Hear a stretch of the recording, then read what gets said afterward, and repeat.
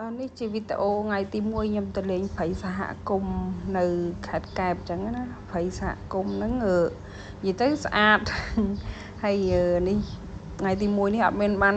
ដើរថតតាមផ្លូវអីទេត្រថតកន្លែងអង្គុយហ្មងហើយក៏ញ៉ាំអីជុំបងប្អូនអញ្ចឹងណានេះថតក្មួយហើយក្មេងនិយាយទៅថតកូនអញ្ចឹងណាហើយនឹងក្មួយអីអញ្ចឹងណាស្អីចេះនិយាយទេបងប្អូនអីហើយក៏ថតរេរ៉បទេសភាពអីចឹងទៅហើយក៏ថតក្មេងៗគេញ៉ាំនិយាយទៅមកឃ្លានព្រោះមកនេះមកបាយល្ងាចអត់ចង់បាយនៅផ្ទះឲ្យដូរបរិយាកាសមកហូបនៅព្រៃកោងកាងចឹងទៅហើយក៏ចាប់ផ្ដើមរៀបចំឲ្យក្មេងៗញ៉ាំហើយក៏ចាប់ផ្ដើមចាស់អីមកញ៉ាំនិយាយទៅមកហូបម្នាក់បន្តិចមកបោណាបងប្អូនហើយពេលចឹងប្លែកមាត់ឆ្ងាញ់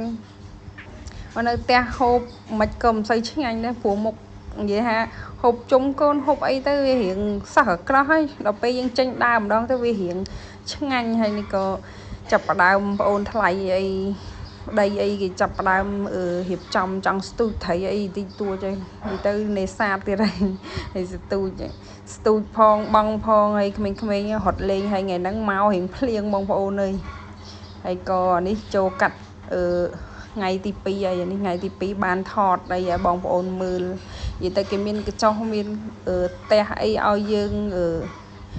ស្នាក់នៅដូចថាមកយប់ប្រហែលអញ្ចឹងណាបងប្អូនតែខ្ញុំអត់ដឹងទេព្រោះខ្ញុំអត់ដែរ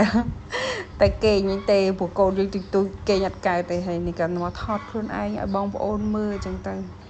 សូវស៊ីកាមេរ៉ាទេបងប្អូនអើយហើយថតឲ្យរេរ៉ទៅនិយាយទៅទេសភាពគេស្អាតហើយយប់ក៏ស្អាតដែរតែគាត់ថាអ្នកថតហ្នឹងមិនសូវចេះថតវារៀងធម្មតាបើគេអ្នកជំនាញថតមើលឡើងមើលទៅញាក់សាច់ហ្មងហើយនេះក៏មកដល់កន្លែងអង្គុយលេងហើយនិយាយទៅនេះថ្ងៃទី2បងប្អូន